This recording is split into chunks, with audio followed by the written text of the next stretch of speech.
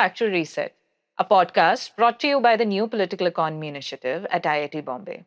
From India's industrial shifts to lessons from the world over, our host for the season, Srinivasan Iyer, is unpacking the historical blueprints, the breakthroughs, and the contemporary bold lessons that reset our thinking on the economy.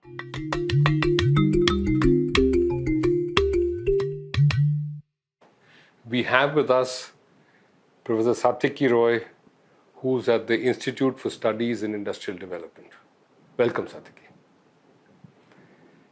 Let's begin with how you would like to define industrial policy for the rest of our discussion. Okay, thanks, Srini. What I would say that when we talk about industrial policy, what we have in our mind is that we need to strategize something in the sense that we recognize certain structures which need to be taken into consideration while we define particular strategies. And it is not that market will do something on its own. In the sense, just creating horizontal incentives where allocation of resources can be done through market would not give the answer. And then we think that, so these structures are there, they are real structures and need to be addressed. And on the basis of that, industrial policy is something which is particularly targeted to the development of industry, not policies which are just tinkering of the factor prices and then you try to reallocate the resources.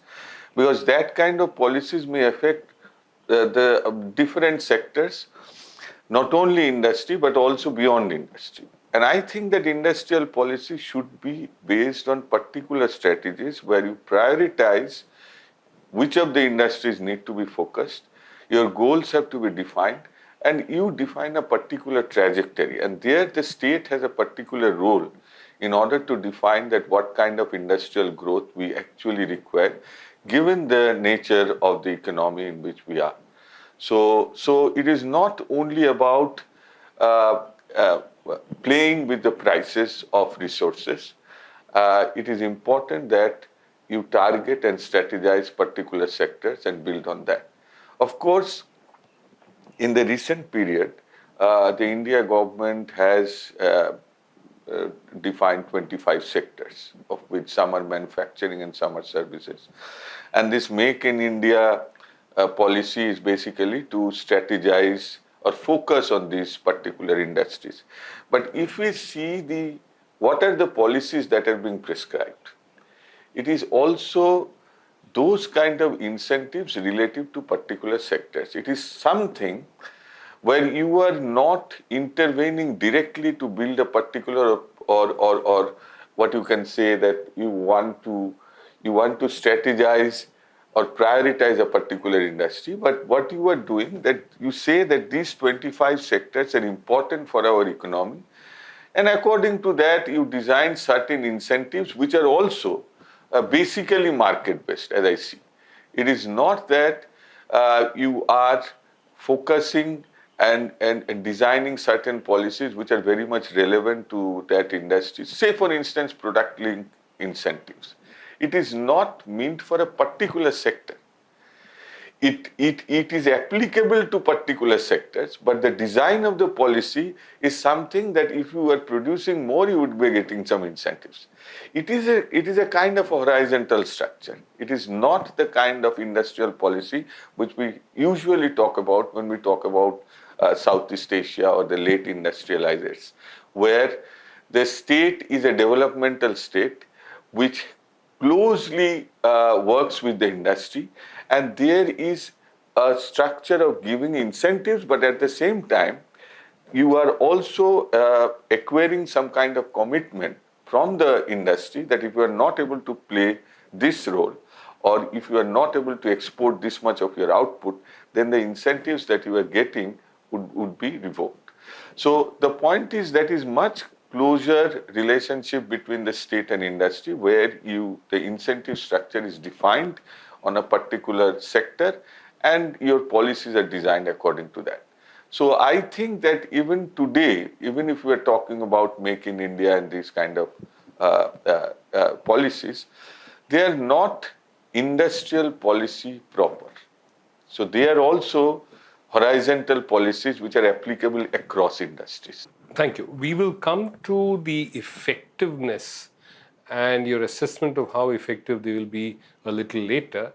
But may I request you to list out some instruments which collectively may constitute industrial policy, with the caveat that they may not be self-consciously so. However, you think that they have the capability to, in a sense, define India's economic structure and to actually induce change in economic structure. And therefore, you would consider them as part of the industry policy arsenal. Okay. Now, first, I would say that let us begin with the motivations that the government has already spelled out. One is it says that we need to increase our competitiveness, so incentivize those sectors where we are existing, we are important, and so we have to increase our competitiveness. The second intention is to achieve an international scale, in the sense that when you are in a global market, so you are not only producing for the domestic economy, so you have to be competitive in the global plane, and you can achieve a global scale which gives you a advantage in competition.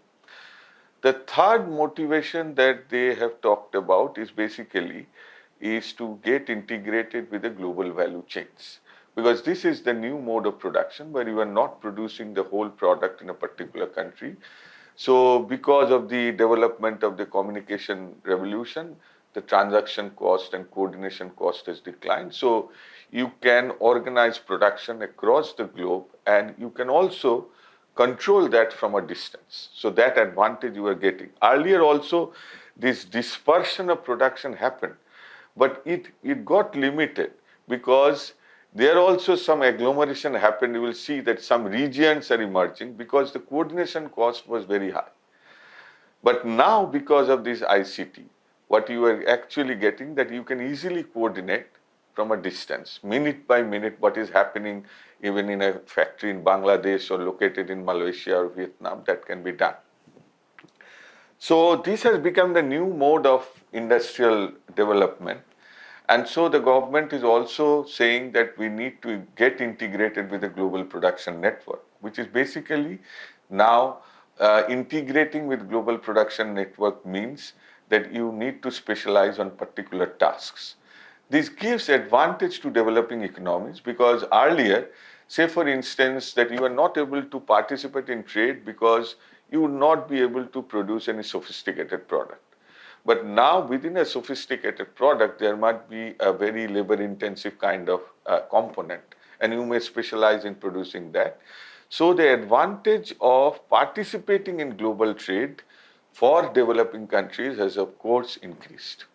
And the government says that we need to take advantage of that. The way China did, we should do like that. So in China, you will find that there is a city which is only producing buttons.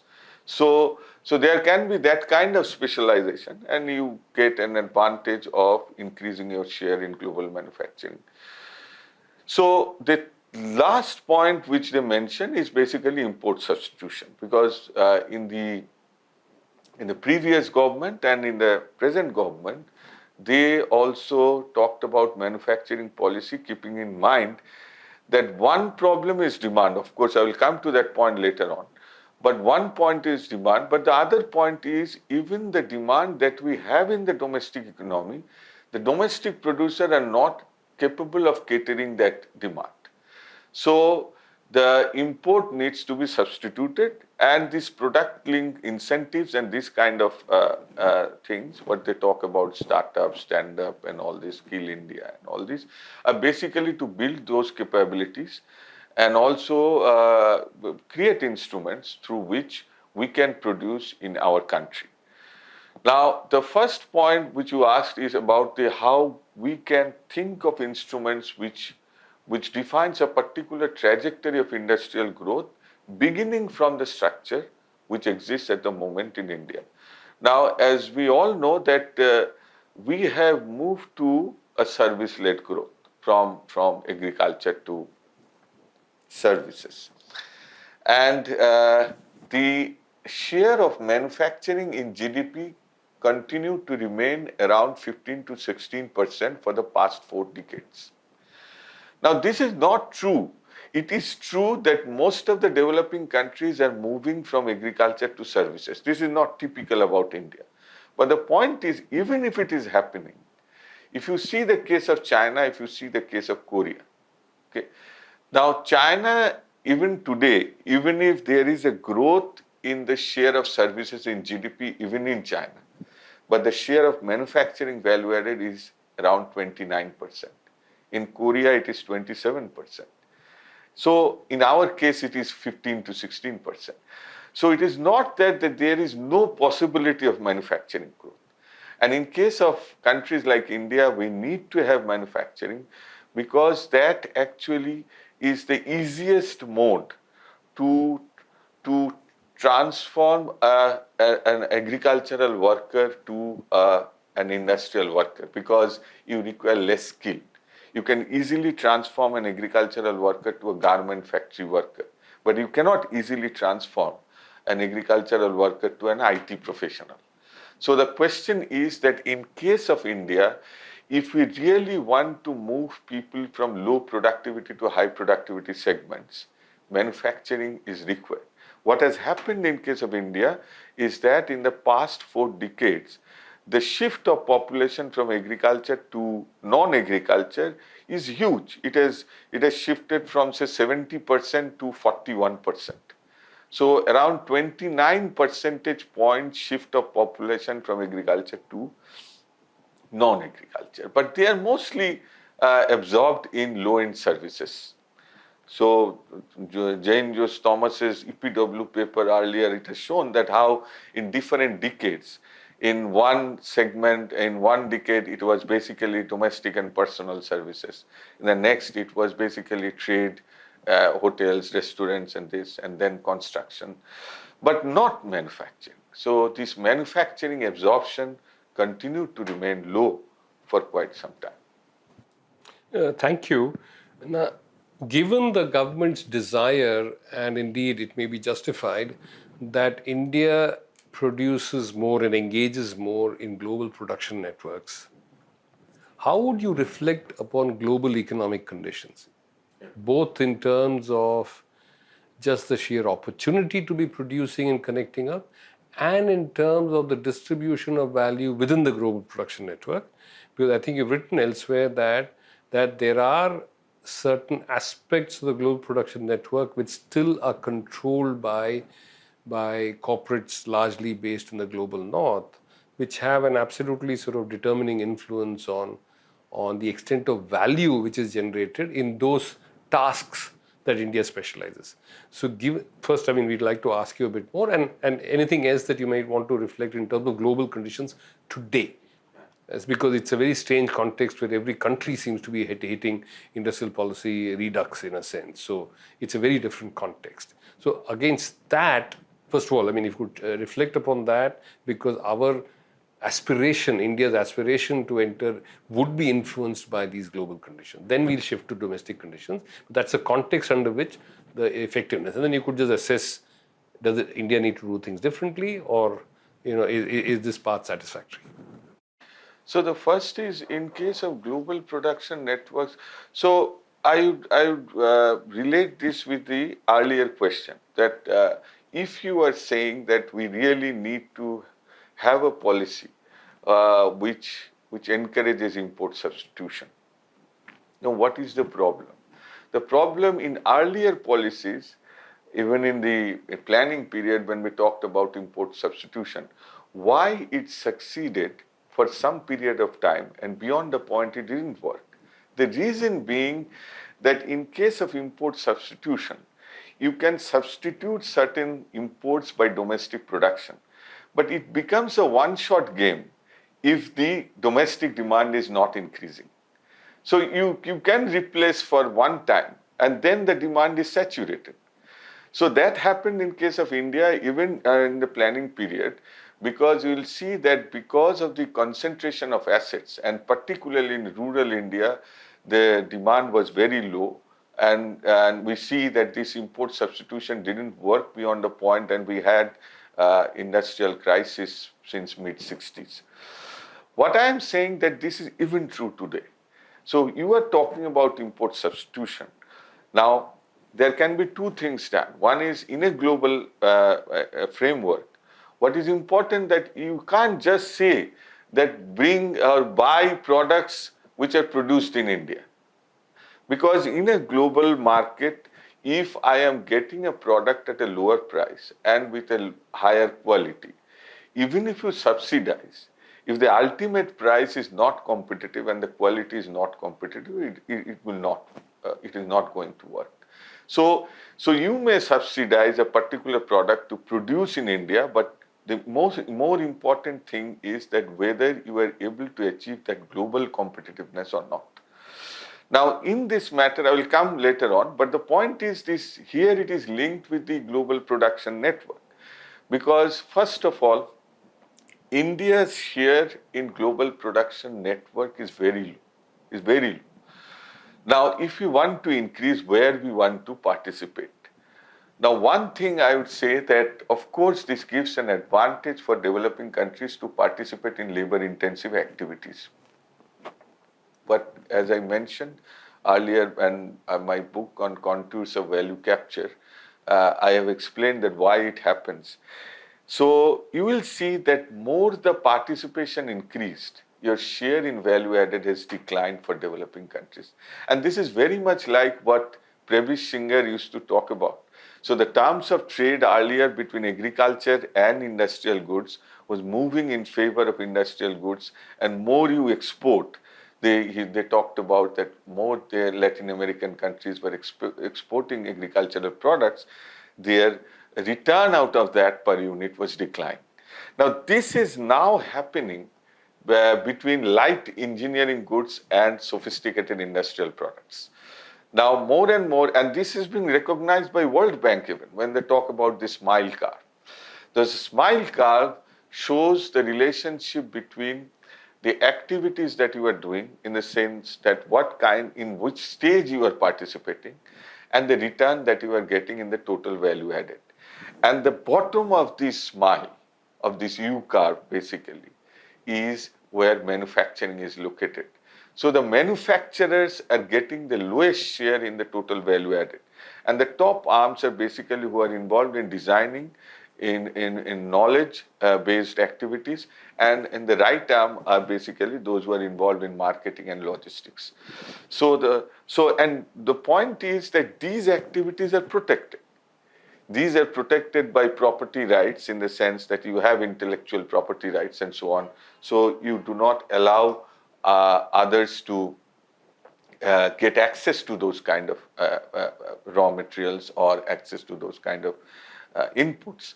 But in case of labor, because of this liberalization, what you have done, that labor and natural resources which are available in developing countries are made accessible to global players. And so they are being accessed. You are not able to protect the boundaries of your labor market. In fact, because of this liberalization and globalization, what has happened, that the effective supply of labor in the global market has almost tripled. And these labor from, say, China, from India, from Malaysia, and these developing countries, they have joined the international labor market with a very little amount of capital. And so the bargaining power of the labor has declined. So my point is that even if you are participating, the question is that whether you are moving up in the value chain or not. Now, this is sometimes misrepresented by many scholars, that our productivity is increasing, in the sense that if you see in different sectors, the productivity of labor has increased. But the point is, it is not a comparison between India 1921 and 1923. Whether we are able to be productive, whether we are able to increase our technological level in the global average in that particular industry, that is important. So even if your absolute level of technological growth is happening, if the growth of average technology in that particular industry is faster than what you are achieving in this particular point in time, then also your relative share in global value added would be declining. So that is happening in case of developing countries. It has happened in case of China even.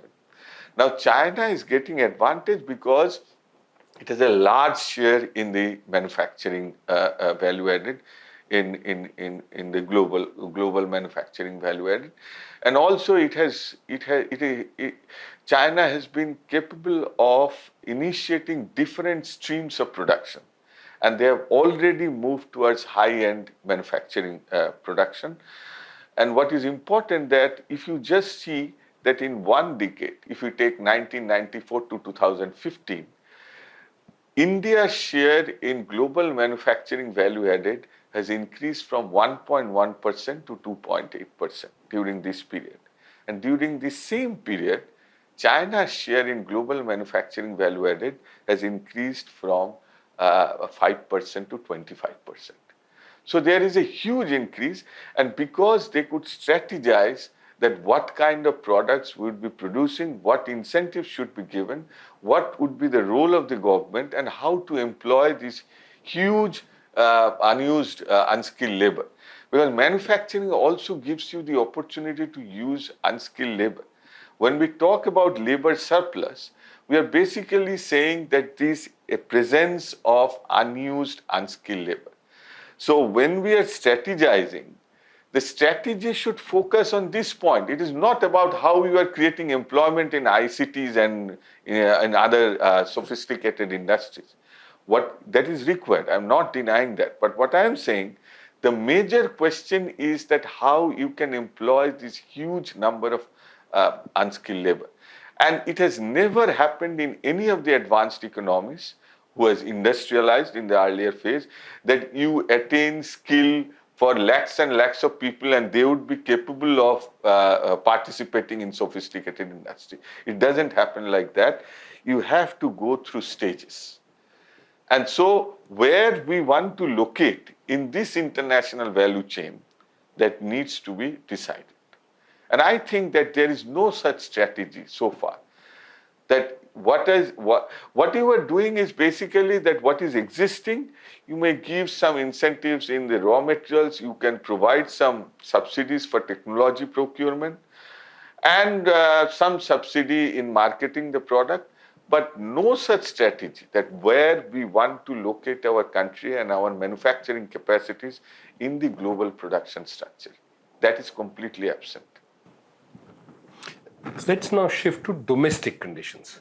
You could speak briefly, because you've written extensively about domestic demand and how falling wage. So you could speak a bit about that, because if there is industrial policy that's also aimed to meet domestic demand, there's a challenge there.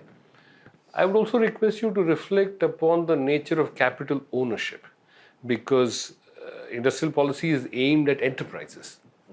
And the nature of enterprises and their technological dynamism is significantly dependent on the nature of enterprises and capital ownership that exists now. You reflected upon that also earlier, but kindly share your thoughts on both of these, because these would have an influence, and other domestic conditions, if you feel so. Now, regarding domestic demand, as I mentioned, and that has been recognized by the earlier government and also by the present government, and those concerns are being reflected in the manufacturing policies designed in the recent period, okay, which is that even if you want to buy a torch or what you can say, a tea maker or something, it is imported, it is an imported product. Now the question is, there are two sides of the problem. One is that there is a demand, and that demand also is not being catered by the domestic producers. Now, even if this PLI has been initiated, if you just check the rise of import intensity in different industries in India, starting from automobile to toy making, there is huge increase in import intensity in the past 3 decades. Now, this is related to trade policy. how you create non-tariff barriers also, and also how you strategize or calibrate your participation in the global production structure. In the sense that if it is once it is opened up, you can't say that Indian products has to be used to produce the final product. So that can't be done. So what has happened in all these industries, import intensity has increased. The second thing is, there are studies which say that, say for a particular product, and what is the amount of the domestic production on that product, and what is the amount of demand that has been consumed in our industry, in our country. In many cases, it is 3 to 4 times. So what is being produced and what is being consumed in India would be 3 times more than what is produced. So there is huge imports of final products as well. So there are imports, first of all, in the existing industry, import intensity is increasing, and that is being reflected also by higher imports of capital goods, intermediate goods, durable consumer goods, and non-durable consumer goods.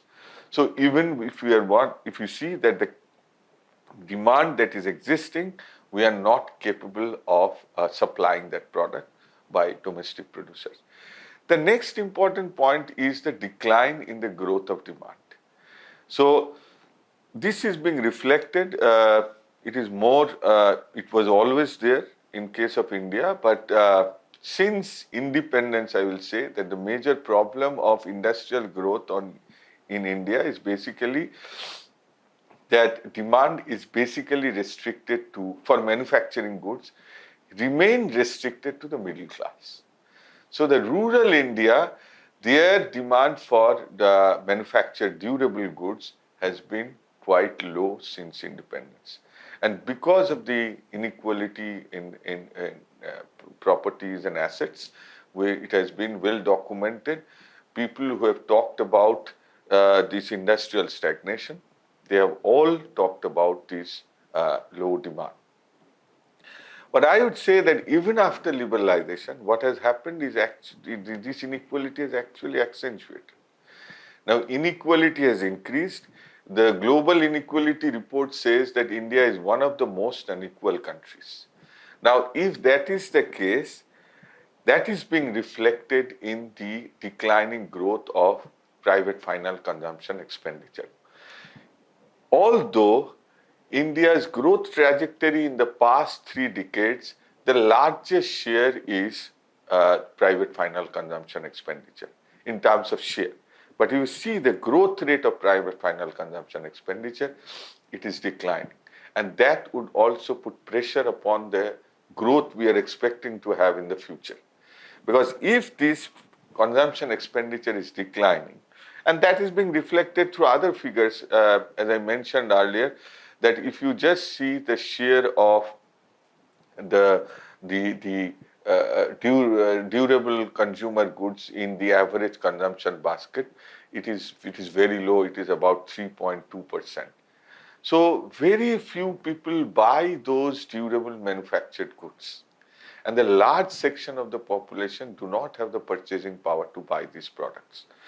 Now, if we want to change this, it is not only the question of industrial policy. We should have a broad macro policy of altering the existing distribution process. And this is important. Why I am saying this, that it is not only that people are not able to buy. Just look at the consumption or procurement of plant and machinery in corporate sector in India.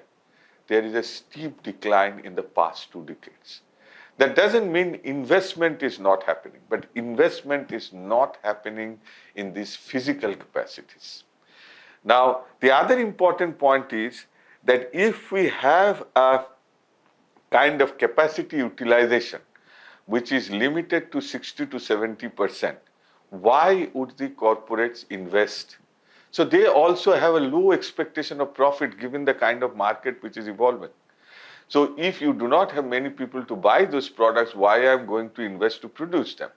And so what is happening is that there is a shift of investment gradually towards financial sector, because you can make easily, the profit rate is higher there. At the same time, since the share of wages, and if you see the share of wages and share of profits in the past 4 decades, I'm talking about ASI sector, which is organized sector, where we say that there are trade unions and there are protective legislations and all this. There, if you see in the past 3 decades, the share of wages have fallen in value added in the factory sector has declined from 29% to 11%. So there is a steep decline in the share of wages. And many have also calculated the share of wages, salaries, or broadly compensation to employees in the GDP. And that estimation also shows that there is a steep fall. Now, what has increased? What has increased is the share of profit in value added. Now, when the share of profit increases, what happens is that the demand for luxury manufacturing goods increases rather than mass production goods. And the other demand that increases is basically of financial assets. So, most of the companies, they're basically moving towards financial profit, and investments are also moving towards the financial sector. So this is one of the trends that are also visible in case of India. So you have a steep decline in the past 2 decades in gross fixed capital formation. At the same time, there is, even in this in the recent past, if you see that quarter ending March 2023, the listed companies, they have backed profits which is much higher than the average profits they have earned even in the pre-pandemic period. It is 3.5 times. So huge profits they have made. One, by getting benefit of this inflationary situation, and the other is that they are making profits, but they are not investing in fixed capital formation. So even if corporates are earning profit in the past 2 decades, you will see that the gross fixed capital formation, their growth is showing a declining trend. So this is really alarming, that both the components of demand, one is consumption and the other is investment in physical assets, that is actually declining, and on the other hand, the growth of consumption expenditure shows a declining trend. So we have this deficient demand existing for quite some time. And if we are not able to alter this structure, what is going to happen, you will have a very skewed kind of industrial growth, which would be towards more technology intensive industrialization, which would initiate once again a jobless growth. And the other thing is that the GDP growth would be depending more on financial sector rather than the growth of manufacturing. Would you also want to reflect on just the nature of capital ownership and the kinds of firms who dominate the ASI, the organized sector, particularly with respect to whether they have the potential to take advantage of policies such as PLI to become technologically dynamic? See, I would not say that these policies would not work, but what I am saying that these policies are too small to make a big change. That is the point. So if you are giving some incentives, it may encourage in certain segments to produce more. The question is that whether we are able to increase the share of manufacturing value added in the GDP or not.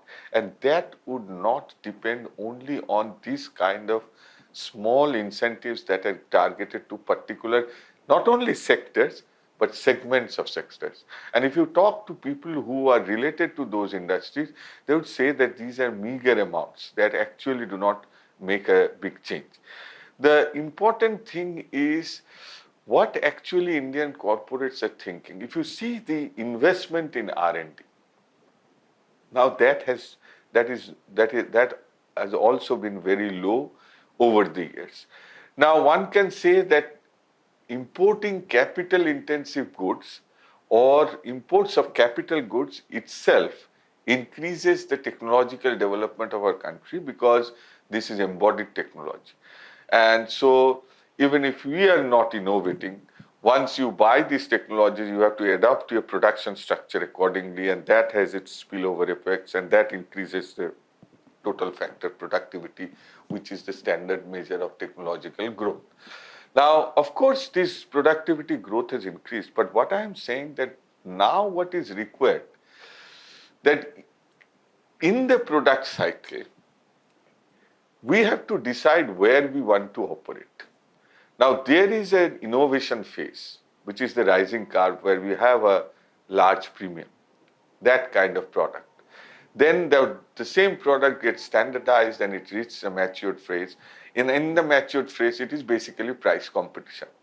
Now, if you want to play only in the matured phase, you are producing something which attracts competition only on the basis of price. That would work for some time, but it is not going to work in the longer term. That China did for some time, in the sense that you take advantage of the low labor cost and low raw materials, and use the advantage of scale, and you produce and get this labor absorbed. Now, this is, for some period it can work, but once the labor got absorbed, the wages tend to increase. And now people say that in China they are competitive because their labor market is flexible, they are the wage. In fact, China's wage today is double than average wage in India's factory sector. Apart from the social wage that they receive from the state, if you leave aside. But it is not that China has got this competitive edge only on the basis of low labor cost. We have this wrong notion that just reducing the wage would make us competitive. And this whole notion of labor market flexibility and labor codes which are being introduced, and in many people, they, even if they are not able to empirically show that this is really a problem in case of India. Even CII does not agree this. They did a survey, and this was probably the 6th or 7th point, that the labor market is rigid and all this. Now, we are talking about labor market rigidity in a country where 93% of the labor force is basically in the unorganized sector. And since now production structure is more of a network kind, where you are not producing everything in a vertical structure, you are basically taking advantage of this network for subcontracting, offshoring and all this. And so you are getting advantage of this flexibility. The question is that, so reducing labor cost would work for some time, but beyond the point would not work, because if your productivity is not growing, then even if you reduce labor cost, unit labor cost would not come down. So what is surprising, that if you just, and this is some probably one of the UNIDO report shows, that if you consider the topmost 10 exporters of labor intensive products, top 10 exporters of labor intensive products. I'm not talking about the sophisticated high-end engineering goods. Top 10 labor intensive exporters, out of 10, 7 are advanced economies. So the point is that if you are able to increase productivity, if your wage even increases in absolute terms, the only thing is required that the growth of your wage should be lower than the growth of productivity. That is required to reduce the unit labor cost, not necessarily that you have to just push down the wages. And what is alarming, and this has come in a recent ILO report, that in developing countries, the growth of productivity is declining, in the sense that the gap between the productivity of advanced economies and the developing countries has widened in the recent period. Now, how could you explain this? And they have also shown that this is not because of a high growth of productivity in advanced economies. It is basically a decline in productivity in developing countries. And that is precisely because you are more and more dependent upon this unorganized, low skill labor in terms of producing. And if you try to bank on this low productivity segment to become globally competitive, then it of course has its saturation. So beyond the point, wages would increase. Now, India basically has taken a strategy where it tries to play on the basis of low wage, which I don't think is going to work, but we have other advantages which we are actually not taking note of, because we have, as we discussed earlier, that we have large number of industrial clusters where you can produce customized products. There is a change in the production structure globally. There is a change in the consumption pattern also. People are not wearing the same shirt for 10 years, even if the shirt plays the utility of the shirt. But it is not only the physical existence of that product that is important today. So people are more inclined towards customized products. And we have that advantage. But somehow our industrial policy is not actually addressing to those kind of issues, rather trying to play on the basis of just low wage. Now, if you go into that path, this is what is called the low-end path. And this low-end trajectory has one, it has a saturation point, and the other is it further pushes down the domestic demand which is required for the growth of manufacturing. You just mentioned clusters, and in fact, I'm aware that you studied clusters in specific geographies. In fact, in some of those regions like the East, which have not fared that well in the recent past.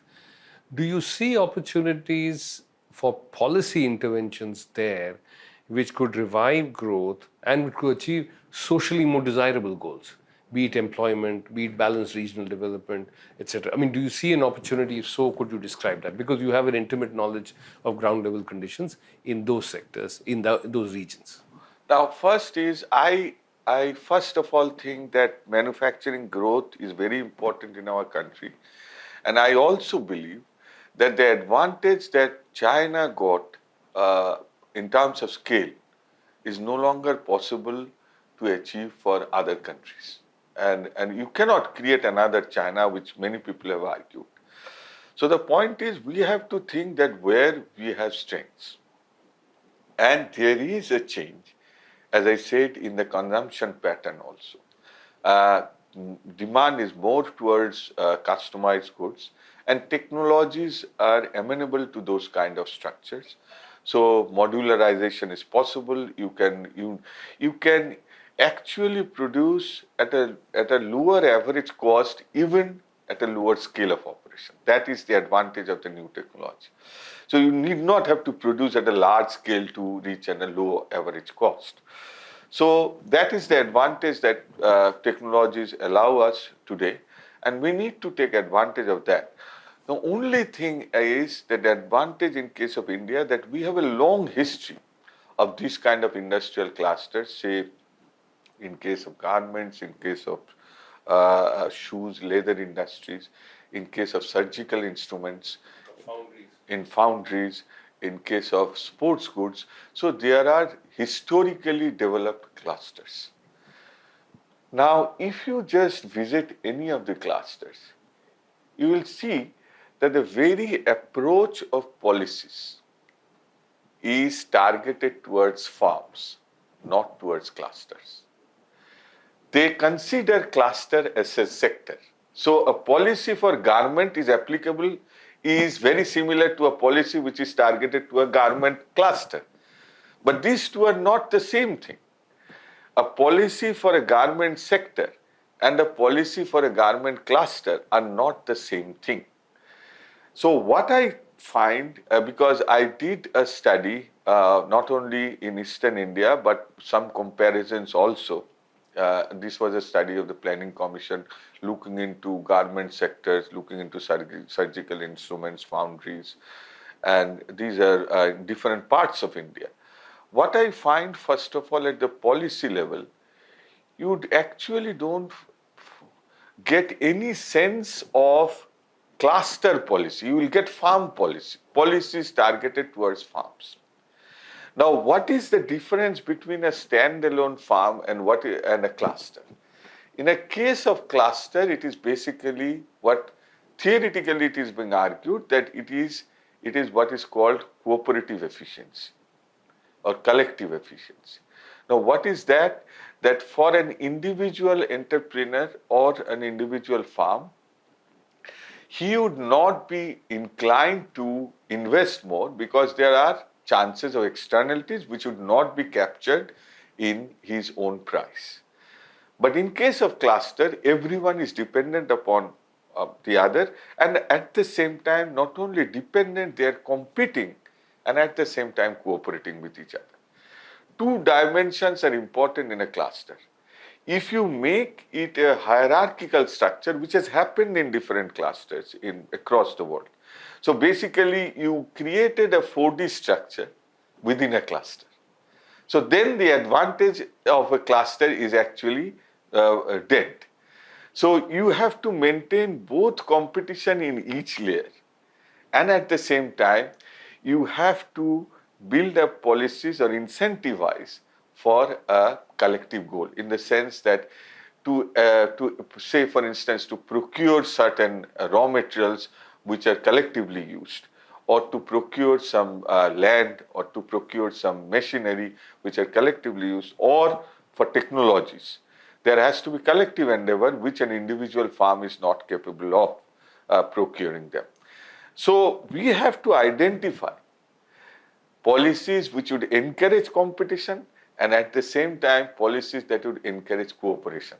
What is missing is this, that cluster policies are basically promotional policies where you say that this is some kind of incentive I'm giving to this sector, so the clusters which are operating in that sector would be getting advantage. The dynamics which exists in a cluster is completely missed out in our policy discourse.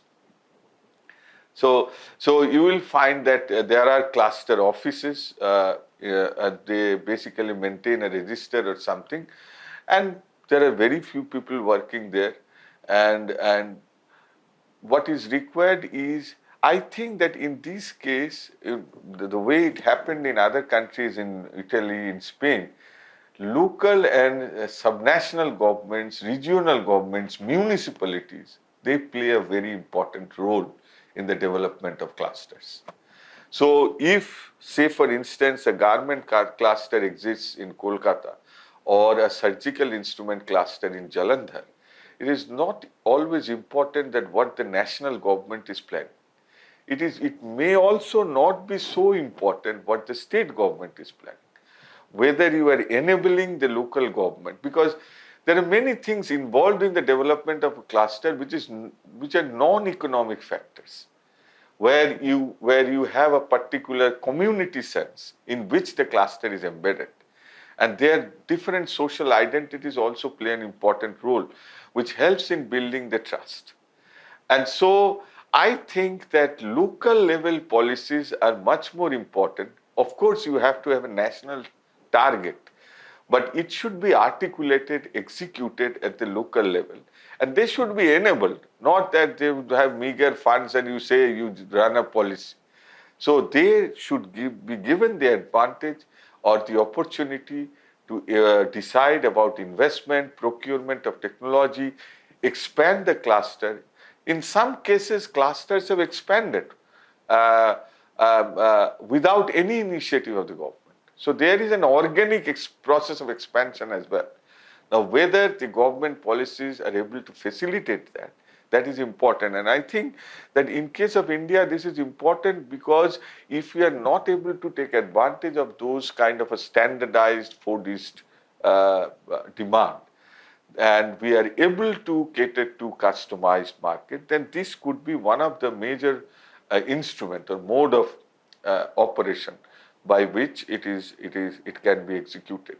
But one thing is required here from the demand side also.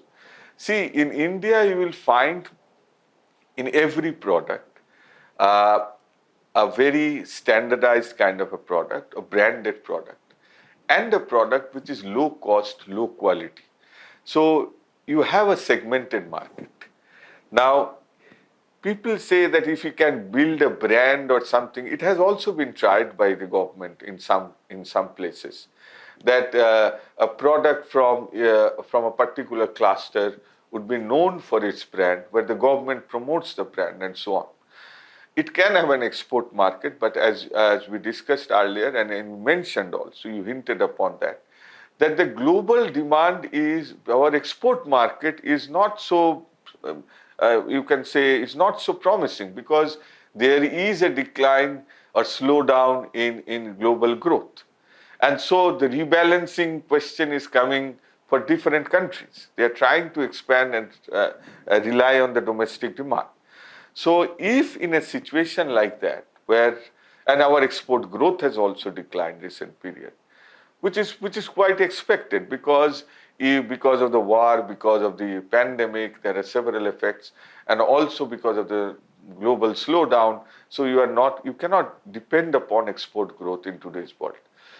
But the point is that at the same time, what is important that if you want to rely on domestic demand in this kind of brand development, what is important that you have to create a middle class demand. The expansion of the middle class demand has to grow. Because otherwise, if you have to, these many of the producers say that you all in India, you always have look-alike of the same brand. How can you compete with that? And so, if you have a segmented market, it becomes very difficult to compete on that ground. So it is also required that you create a middle class market. The growth of the middle class market in India has slowed down. That is also important. We talk about middle class growth. It happened for some period of time. But after that, it has tapered out. What has happened in China has not happened in case of India. So that is important to build a standardized kind of a demand. Of course, it would be customized, but there should be a demand for quality. And then only you can cater to both domestic market and at the same time you will be globally competitive. So that is the challenge that Indian industries are facing in these clusters. Thank you very much for reflecting on industrial policy at length. In fact, we are prompted to discuss with you these issues because not only in India but around the world there has been a resurgence in an explicit turn to industrial policy. Some people may say that there always has been a rising but an implicit adoption of industrial policy, and now it is explicit. In many ways, this poses challenges to economic orthodoxy, at least the orthodoxy that's prevailed since the 70s. Could you please share with us at least 2 or 3 important questions that this explicit turn to industrial policy poses to economic orthodoxy? See, first I would say that I think that it is not only posing a challenge to economic orthodoxy in the sense that I understand what you are trying to say, that because of you are basically trying to refer to this mainstream thought that market would decide all, and just you liberalize the market and you will get the optimal allocation of resources, and so you will get full employment as well as a growth. Now, I would say that the current situation is posing different questions and to a much deeper level.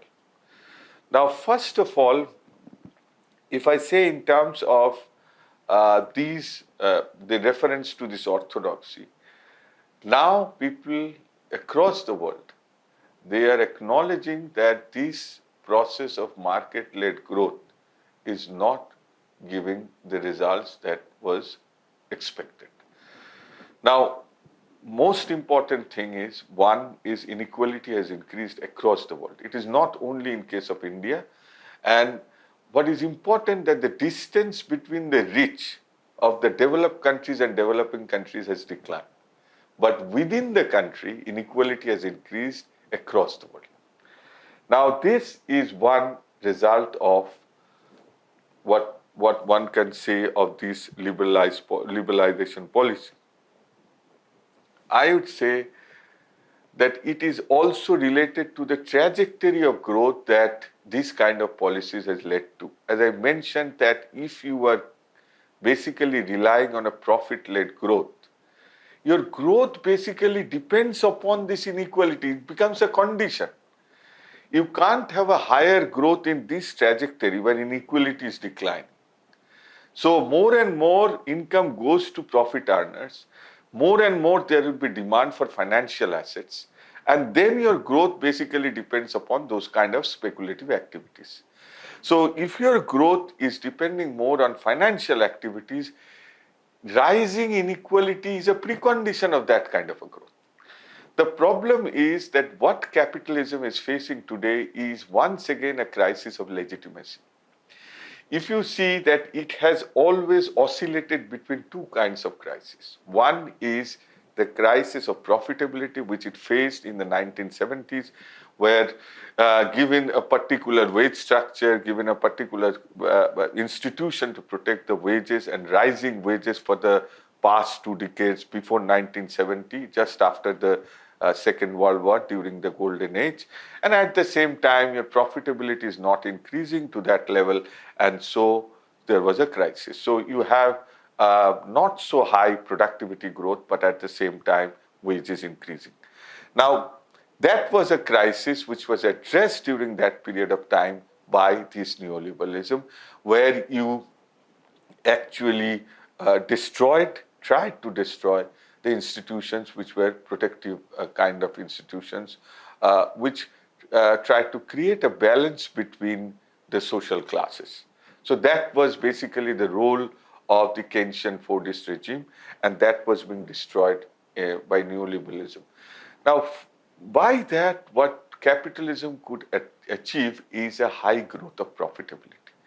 Now, when you achieve this, and at the same time inequality is increasing, then once again you face a crisis of what you call crisis of legitimacy.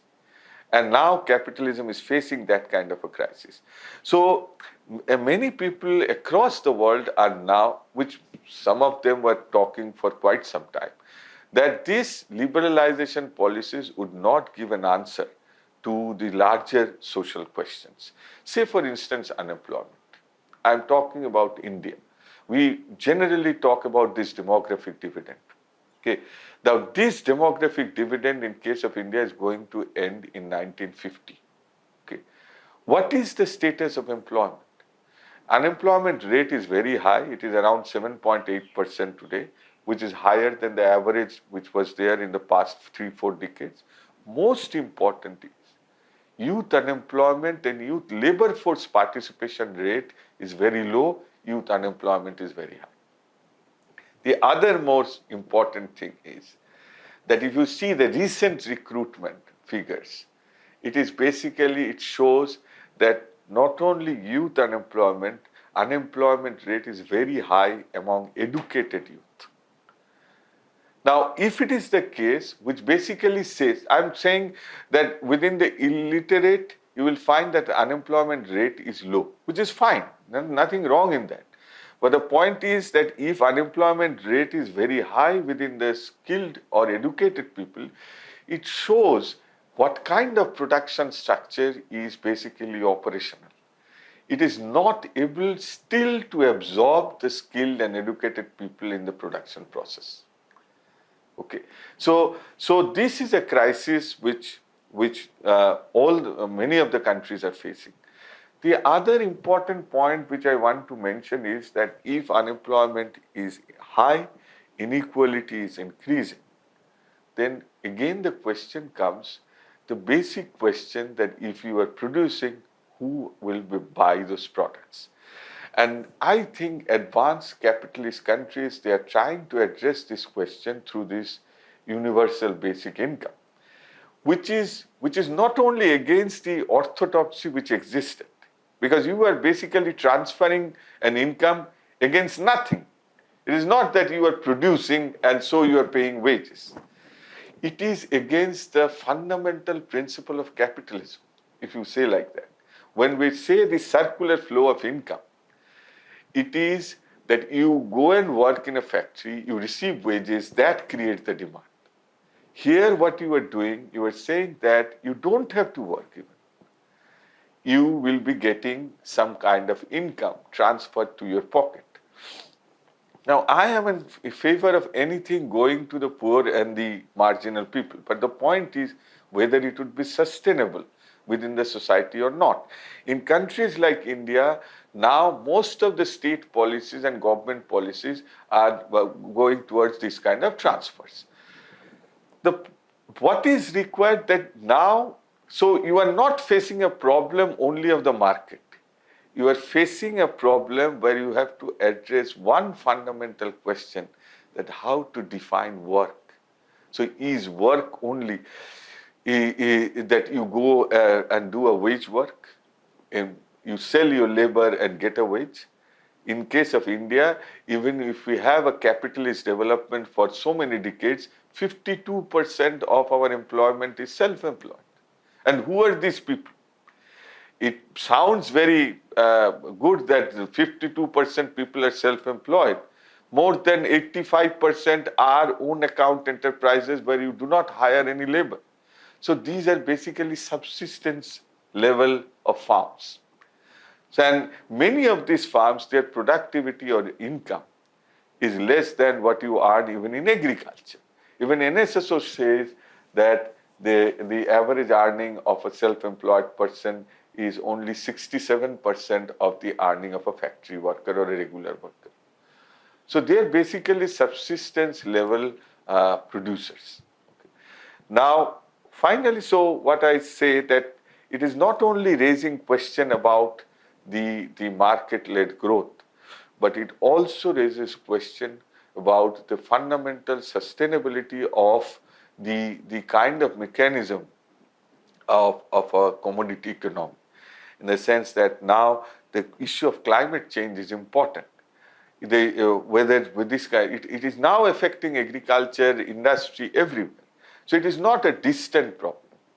So you cannot address this problem through market. Everyone is talking about a global wisdom. Now, what is this global wisdom? It is not a market-led wisdom. Even if you talk about technology, the changes that have happened in technology, this AI, IoT, and all these things would be coming. These technologies demand much more cooperative endeavors.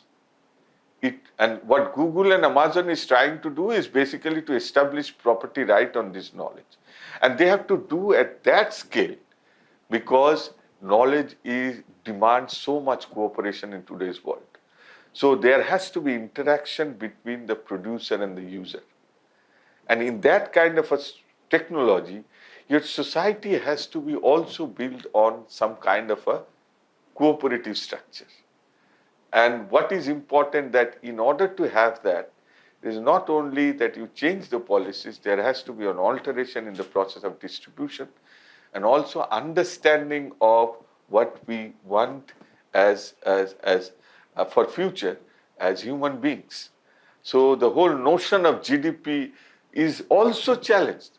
When this climate change and things come into the picture, the way we measure GDP is actually under question. So just producing is not always good. So all these fundamental issues become important in today's world. Yeah, no, thanks also for emphasizing that distribution, which the neoclassicals dismissed as an afterthought, as more of a post-production phenomenon, and linked to welfare, you're bringing it back to actually a production phenomenon, because distribution in the long run starts affecting everything. The nature of investment flows, the structure of the economy, where demand is, and technology choice. So in a sense, distribution becomes a very, very internal factor rather than something that you might want to consider after technology choice, after production, and so on. Then that's a fundamental theoretical shift. But in the long run, it does feed back into, and therefore creates not merely a demand constraint, but also a choice of technique which may not be suitable to resource endowments, and in fact which may not be suitable now, as you said, even to environmental limitations to production. So thank you very much. And also you spoke about the role of the state, which is so very different in your discussion than the role of the state which is envisaged under most neoclassical models. So thank you very much. Thank you.